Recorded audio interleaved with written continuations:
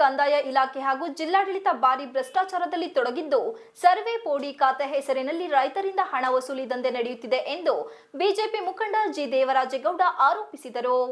ಪತ್ರಿಕಾಗೋಷ್ಠಿಯಲ್ಲಿ ಗುರುವಾರ ಮಾತನಾಡಿ ಸರ್ಕಾರಿ ಪೋಡಿ ಮುಕ್ತ ಗ್ರಾಮ ಮಾಡಬೇಕೆಂದು ಹೇಳಿದೆ. ಸರ್ಕಾರದ ಜಿಲ್ಲಾಡಳಿತ ಯಂತ್ರ ಏನಿದೆ, ಸಂಬಂಧಪಟ್ಟ ಅಧಿಕಾರಿಗಳು ಒಂದು ಕುಂಟೆಗೆ ಪೋಡಿ ಮಾಡುವುದಕ್ಕೆ ಮಿನಿಮಮ್ 850 ರು ನಿಗದಿ ಮಾಡಿದ್ದಾರೆ. ಹೆಚ್ಚು ಎಂದರೆ 2000 ರುಗಳು. ಇದನ್ನು ಯಾರ್ಯಾರು ಕಾಂಗ್ರೆಸ್ ಲೀಡರ್ ಇದ್ದಾರೆ ಹಣ ಸಂಗ್ರಹಿಸಿ ತಲುಪಿಸಬೇಕು. ಈ ವ್ಯವಸ್ಥೆ ಮಾಡಲಾಗಿದೆ. ಜಿಲ್ಲೆಯ ವಿವಿಧೆಡೆ ಕಂದಾಯ ಇಲಾಖೆ ಅಧಿಕಾರಿಗಳು ರೈತರ ರಕ್ತ ಹೀರುವ ಕೆಲಸ ಮಾಡುತ್ತಿದ್ದಾರೆ.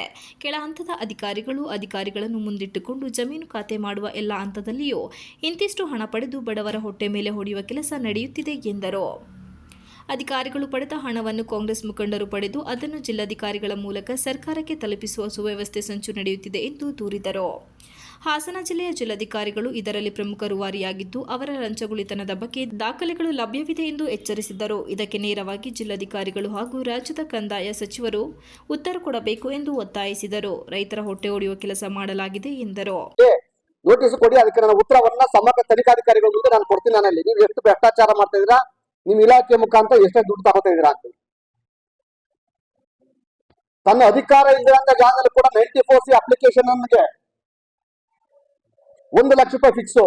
ಹೊಳೆಹೊಸೂರು ತಾಲೂಕಲ್ಲಿ 2 ಕುಂಟೆ 2 ಎಕರೆ ಜಮೀನನ್ನು ಮಂಜೂರು ಮಾಡ್ಕೊಡಕ್ಕೆ 3 ಲಕ್ಷ ರೂಪಾಯಿ ಫಿಕ್ಸ್ ಪ್ಯಾಕೇಜ್ ಅದು.